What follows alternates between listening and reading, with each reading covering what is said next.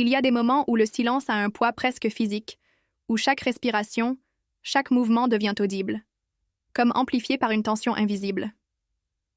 Ce matin-là, dans le petit salon boisé de l'étude notariale de Maître Joly, ce silence avait quelque chose d'étranglant, jusqu'à ce qu'il soit brisé par un rire. Pas n'importe quel rire. Celui de Solange, ma belle-mère. Clair. Net. D'un ton qui oscillait entre l'amusement et la provocation. Nous étions tous installés autour d'une grande table ovale en chêne massif, marquée par le temps. Les murs, couverts de boiseries, sombres, semblaient absorber la lumière timide qui filtrait par les rideaux tirés. Sur un guéridon, un service à café reposait intact, preuve que personne n'avait eu le cœur de se servir avant cette lecture solennelle. Je me trouvais à la gauche de Camille, ma sœur, qui fixait obstinément ses mains croisées sur ses genoux. Son visage était pâle, encadré par ses cheveux châtains tirés en arrière. Ses yeux rougis portaient encore les traces des nuits blanches qui avaient suivi l'enterrement de notre père, Bernard Morel. À ma droite, mon oncle Didier se tenait, droit, mais ses mains trahissaient sa nervosité. Elle tripotait sans cesse sa cravate, la nouant et la dénouant par petits gestes maladroits. En face de moi, Solange trônait presque, le dos parfaitement droit, vêtue d'un tailleur crème, qui tranchait violemment avec l'austérité de la pièce. Elle avait choisi un rouge à lèvres discret mais impeccable, et son collier de perles luisait légèrement à chaque mouvement de tête. Maître Joly, homme à la silhouette fine, portait de petites lunettes rondes qui glissaient régulièrement sur l'arête de son nez. Sa voix était basse, presque feutrée, comme s'il craignait de troubler un équilibre fragile. « Nous allons procéder à la lecture du testament de M. Bernard Morel, » dit-il en ouvrant un dossier cartonné. Peine avait-il commencé que je vis un sourire effleurer les lèvres de Solange. Ce sourire se transforma en rire discret lorsque le notaire annonça que la maison familiale de Montferrand, avec ses dépendances et ses 2 hectares de terrain, lui revenait entièrement. Ce rire claqua dans l'air comme une gifle. Camille tourna vers elle un regard glacé. « Qu'est-ce qui vous amuse ?» demanda-t-elle, la voix basse mais tranchante. Solange leva une main comme pour écarter une mouche invisible. « Oh, rien! C'est juste que Bernard m'avait toujours dit que cette maison serait à moi. L'entendre officiellement, c'est... comment dire... satisfaisant. » Je sentis mes mâchoires se crisper. Les mots de mon père résonnaient encore, dans ma mémoire. « Quoi qu'il arrive, la maison restera aux enfants. » Et voilà qu'on nous annonçait l'inverse. La lecture se poursuivit. Des sommes modestes sur un compte épargne pour Camille et moi, quelques bijoux ayant appartenu à notre mère, des souvenirs de famille, le reste, compte d'investissement, part dans 2 petites entreprises, œuvres d'art, revenait à Solange. Ma gorge se serra davantage à chaque phrase. Plus le notaire avançait, plus je sentais la colère sourde monter. Camille, elle, restait figée, mais je voyais ses doigts se serrer l'un contre l'autre, blanchissant sous la tension. Quand Maître Joly referma le dossier, j'eus l'impression que l'air s'était encore alourdi. « Voilà pour les dispositions testamentaires connues, » dit-il. Je m'apprêtais à me lever quand un mouvement discret attira mon attention. Dans un coin de la pièce, presque dissimulé par une bibliothèque, se tenait l'abbé Clément, le prêtre de la paroisse où mon père allait parfois assister à la messe. Il portait encore sa soutane noire et tenait dans ses mains une enveloppe fermée, scellée à la cire rouge. Il s'avança vers moi. « Monsieur Pierre Morel, » dit-il, en s'adressant directement à moi. « Votre père m'a confié cette lettre, avec instruction de ne la remettre qu'après la lecture officielle du testament. » Solange haussa les sourcils. « Une lettre? C'est ridicule, Bernard ne vous a jamais parlé de... »« Ce n'est pas... »« À vous que la lettre est adressée, madame, » répondit-il fermement. Elle pinça les lèvres, visiblement contrariée. L'enveloppe était lourde, le papier légèrement jauni. Le sceau portait les initiales de mon père gravées dans la cire. Sa vue me fit naître un mélange d'appréhension et de curiosité brûlante. Je l'ouvris lentement, glissant mon doigt sous le rabat pour ne pas déchirer le papier. À l'intérieur, une feuille soigneusement pliée, couverte de l'écriture ferme et légèrement penchée que je connaissais par cœur. « Mon fils, si tu lis ces lignes, c'est que Solange a hérité selon le testament officiel. Mais sache que tout n'est pas ce qu'il paraît. Il existe un document plus ancien, rédigé de ma main, qui n'a jamais été annulé légalement.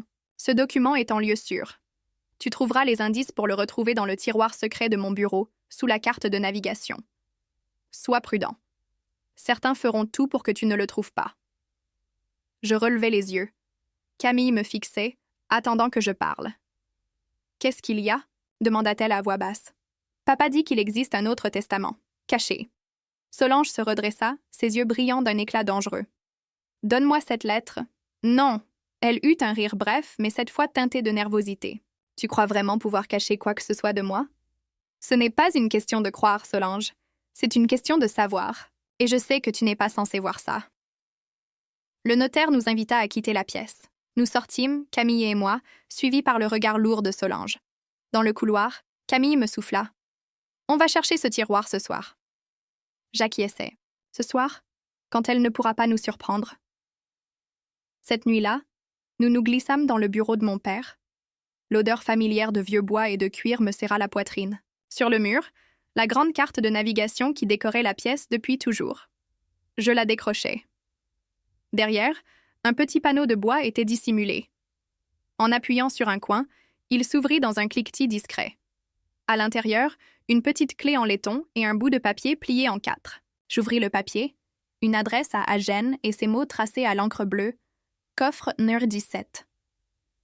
Camille me regarda, mi-fascinée, mi-inquiète. On y va demain? Oui, tôt, avant qu'elle ait le temps de comprendre. Mais alors que je refermais, le compartiment, un bruit de pas lourd résonna dans le couloir. Le grincement familier d'une marche. Nous nous figeâmes. Les pas dans le couloir s'approchaient, lents, mesurés. Camille et moi échangions un regard figé, nos respirations suspendues. Puis, tout à coup, le bruit s'arrêta juste derrière la porte du bureau. Je pouvais presque sentir la présence de Solange de l'autre côté, immobile, à l'écoute. Le bois craqua légèrement sous son poids, comme si elle s'appuyait pour mieux tendre l'oreille. Quelques secondes plus tard, les pas reprirent, s'éloignant lentement. Le silence retomba, lourd, épais. « C'était elle », souffla Camille. Je hochai la tête. « Oui. Et si elle a entendu quelque chose, elle saura qu'on a trouvé une piste. » Nous décidâmes de quitter la maison par la porte du jardin, sous le couvert de la nuit. Le ciel était clair, piqué d'étoiles, mais je n'y prêtais guère attention.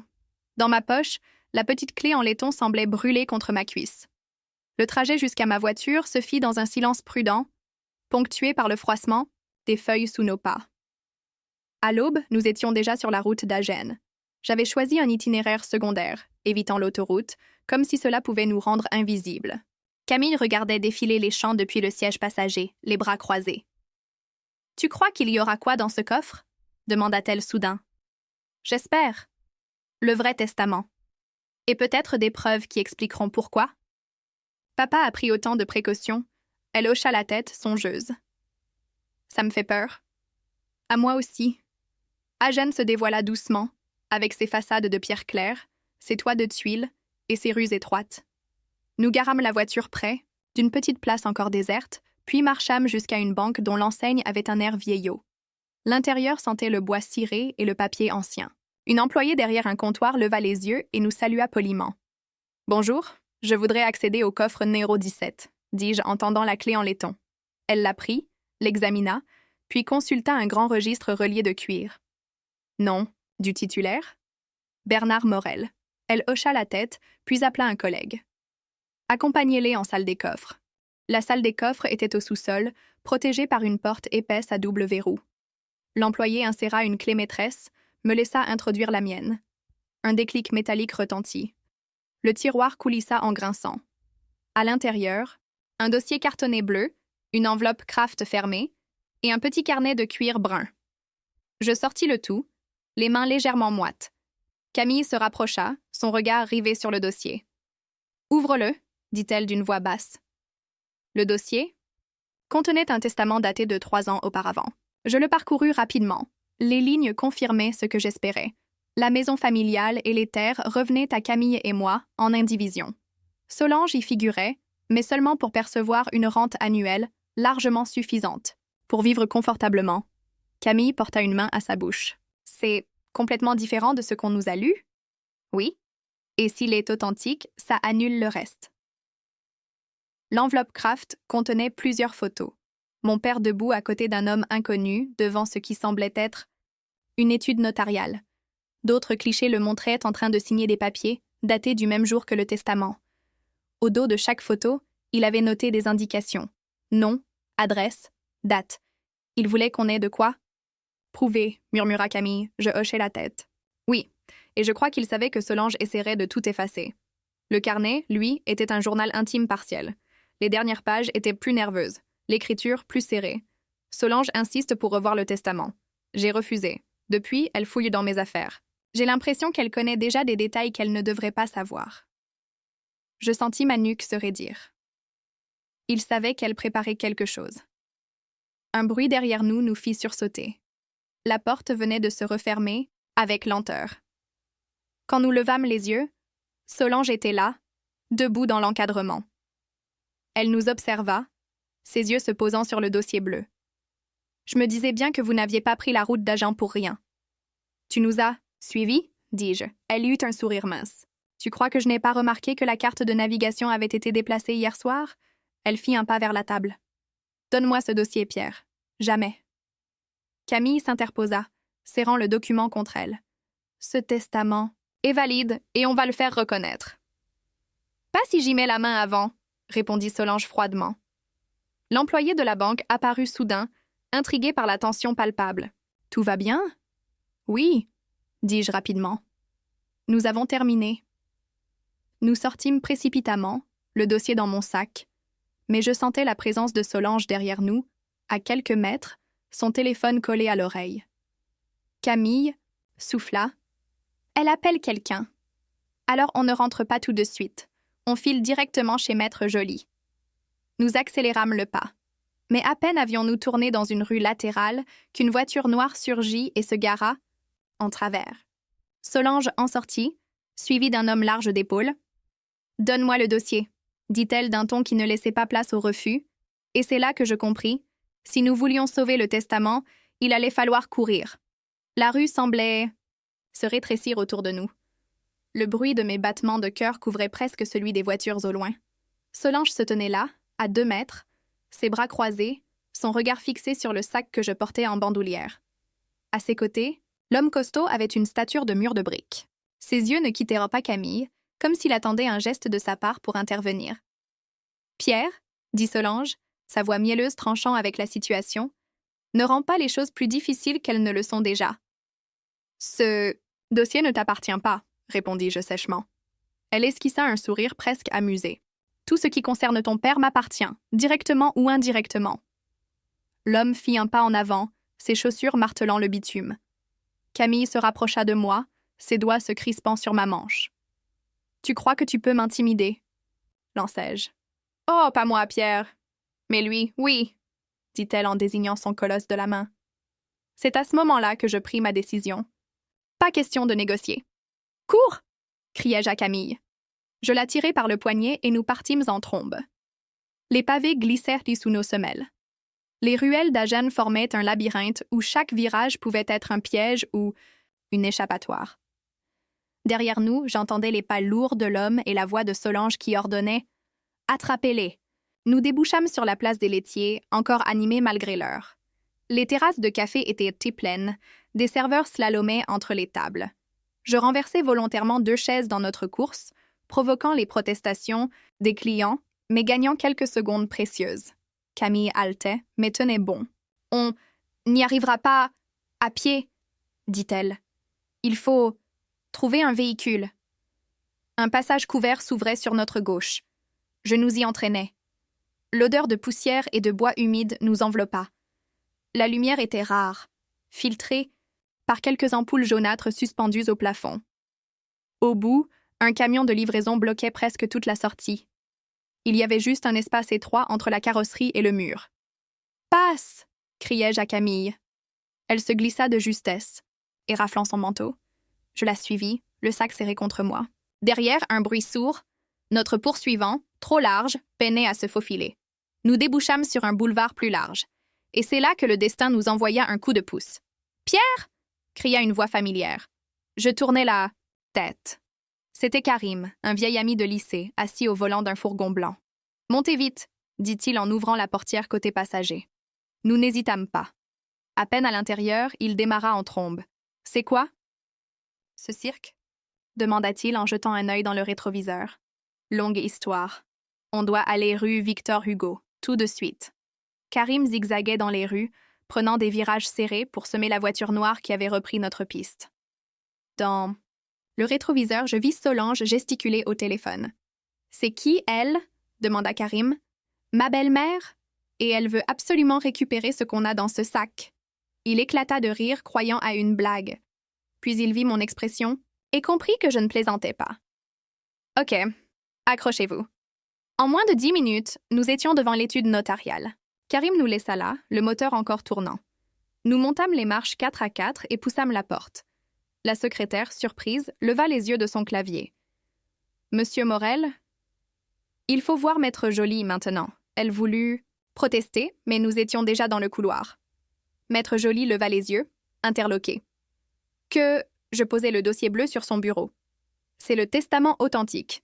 Celui que vous avez lu n'est pas le dernier. » Il ajusta ses lunettes, parcourut les pages, puis pâlit. « Mais ceci change tout. Où l'avez-vous trouvé? » « Dans un coffre à Agen. Mon père avait tout prévu. » Des coups secs frappèrent à la porte. La secrétaire entra, mal à l'aise. « Maître, Madame Morel est là. » Elle insiste. Et, avant qu'il ne réponde, Solange apparut dans l'embrasure. « Ah, vous êtes là. Je craignais que ce document ne vous égare. »« Vous n'avez rien à faire ici, » dit Maître Joly. Elle fit un pas dans la pièce, ses yeux rivés sur le dossier. « Donnez-le-moi, Pierre. »« Non, vous allez le regretter. Mais cette fois, je n'avais plus peur. »« Peut-être, mais pas autant que toi quand ce dossier sera devant un juge. » Elle soutint mon regard quelques secondes, puis tourna les talons, claquant la porte derrière elle. Maître Joly rangea le testament dans un tiroir qu'il verrouilla soigneusement. « Je vais lancer la procédure immédiatement. » Camille laissa échapper un soupir tremblant. « On a gagné? »« Pas encore, dis-je.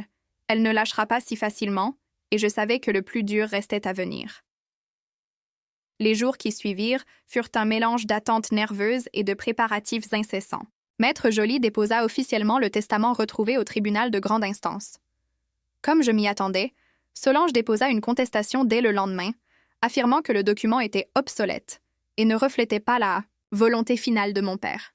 Je n'avais aucun doute, elle irait jusqu'au bout. Mais je n'avais pas non plus l'intention de reculer. Le premier jour d'audience, la salle était bondée. Le parquet grinçait sous les pas. L'odeur d'anciens papiers mêlée à celle des manteaux humides flottait dans l'air. Camille et moi nous étions installés au premier rang, juste derrière Maître Joly. Solange entra, vêtue d'un tailleur sombre, ses cheveux relevés en un chignon strict. Son avocat, un homme sec aux lunettes rectangulaires, portait un costume impeccable et un sourire en coin qui semblait dire qu'il savait déjà qu'il allait gagner. Le juge, une femme au visage fermé et à la voix calme, ouvrit la séance. Nous sommes réunis pour examiner la validité du testament daté du 17 avril 2026, trouvé récemment dans un coffre à Agen, au nom de Bernard Morel. Maître Joly prit la parole en premier. Il exposa méthodiquement les faits. La lettre de mon père, l'indication du coffre, la clé cachée derrière la carte de navigation, les photos datées, les signatures. Chaque élément était accompagné de documents présentés au tribunal. L'avocat de Solange se leva à son tour. « Madame le juge, ce document, même authentique, ne peut prévaloir sur un testament postérieur, daté et enregistré officiellement. Mon client soutient que le défunt a par la suite volontairement modifié ses dispositions. »« Volontairement ?» intervint le juge. « Sur quelle base affirmez-vous cela ?»« Sur les propos tenus par le défunt à ma cliente et confirmés par l'existence du testament enregistré après celui-ci. » Je serrai les poings. Puis vint le témoignage de l'abbé Clément. « Bernard Morel m'a confié cette lettre en me demandant de la remettre à son fils après la lecture du testament officiel, dit-il. Il craignait que certaines pressions l'obligent à modifier ses volontés sans que ce soit réellement son choix. « Des pressions ?» demanda le juge. « Oui. Il n'a pas cité de nom, mais il m'a confié que des conversations répétées tournaient toujours autour de ses biens et de leur répartition. » Un murmure parcourut la salle. Solange, impassible, ne détourna pas les yeux. L'expert en graphologie appuya le dossier. Après analyse, je confirme que la signature et l'écriture sont bien celles de Bernard Morel, sans trace d'altération ni de falsification. Puis un autre expert expliqua que rien dans ce testament ne montrait une intention annulatoire, aucune mention de révocation, aucune contradiction juridique. L'audience dura 3 jours. Chaque fois, Solange sortait du tribunal entourée de son avocat et de 2 connaissances qui l'accompagnaient comme une garde rapprochée. Elle ne m'adressa pas un mot, mais son regard promettait que, verdict ou non, elle trouverait un autre moyen de nuire. Le jour du jugement, j'avais la gorge sèche. Camille, à côté de moi, triturait un mouchoir en papier. Le juge parla avec cette neutralité qui rend chaque mot plus lourd. Après examen des pièces, des témoignages et des expertises, le tribunal reconnaît le testament du 17 avril. I20 XX comme étant le dernier testament valide de Bernard Morel. Un souffle de soulagement parcourut la salle. En conséquence, les biens mentionnés dans ce document reviennent à Pierre Morel et Camille Morel, en indivision. Madame Solange Morel conserve la rente annuelle prévue. Camille me serra la main. Nous pensions que c'était terminé. Mais quelques jours plus tard, en rentrant chez moi, je trouvai une enveloppe glissée sous la porte. À l'intérieur, une vieille photo, mon père et Solange, bien avant leur mariage, sur une plage que je ne reconnaissais pas. Au dos, quelques mots écrits de la main de mon père. Ne sous-estime jamais quelqu'un qui a faim. Je restais longtemps assis à contempler. Ce cliché intrigué, je retournai voir l'abbé Clément. Mon père connaissait Solange avant de l'épouser? Le prêtre soupira. Oui, elle fréquentait déjà des amis à lui, des gens qui connaissaient en ses affaires. Elle savait qu'il possédait des biens importants. Il l'aimait, mais il savait aussi qu'elle avait un intérêt matériel. Alors pourquoi? Parce qu'il croyait pouvoir la changer. Mais il n'a jamais cessé de se méfier. D'où ce testament caché. Quand nous prîmes possession de la maison, tout était encore figé dans l'atmosphère laissée par mon père. Le bureau sentait toujours l'encre et le bois ciré. Dans un tiroir, je trouvai un petit carnet non mentionné dans l'inventaire. À l'intérieur, une phrase entourée en rouge. Protège la maison. Protège la famille. Camille entra derrière moi. Tu crois qu'il parlait seulement des murs? Non, répondis-je. Il parlait de ce qui nous lie, malgré tout. Solange quitta la région peu après. On disait qu'elle s'était installée à Antibes. Je ne cherchais pas à en savoir plus. Les mois passèrent. La maison retrouva une vie. Rires, repas sous la pergola, fenêtres grandes ouvertes. Et chaque fois que je franchis le portail, je pense à cette lettre scellée, à ce coffre numéro 17 et à la prudence de mon père. Il avait eu le dernier mot.